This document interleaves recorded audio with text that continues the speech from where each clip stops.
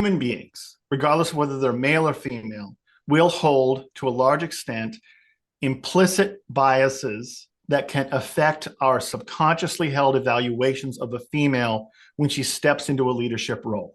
And for your particular audiences, whether it's, in athletics or leadership roles, it can be that, for example, I'm a customer service manager in a company, and then I'm a female. I get promoted to that of being a director.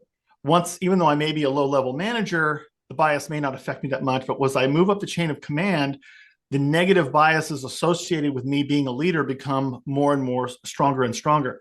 And so therefore, you can be judged differently and evaluated differently as you move up the chain of command. For a female coach, again, the question is, as she steps into that role, remember, when you're in a leadership role, whether it's in private business or whether it's in coaching, once you step into the shoes of that leader or that male type role, you're going to be evaluated differently. You're going to be expected to behave differently. When a woman steps into that role, a large number of people will dislike her acting in that way. So she's exhibiting certain behavior similar to a man to be successful in the role of coach or CEO or leader of an organization, but she has to walk a lot of lines to prevent people, and that can be male subordinates, male peers, female peers, and the public from actually disliking how she has to be to exist in that role.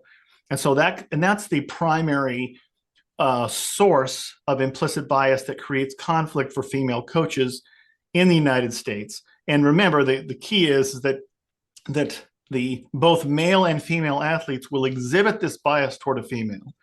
It doesn't mean that every single athlete's going to do that.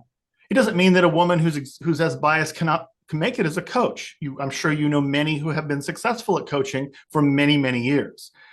But what happens is that because the bias is there, it's always like tapping on her shoulder, like just a little bit of pressure. You have to try a little bit harder. You have to do a little bit more. You have to pay attention a little bit more. And if you let down, or you have a bad luck, or you have bad season, or you just have a bad day, it can completely knock your feet out from under you as a female coach.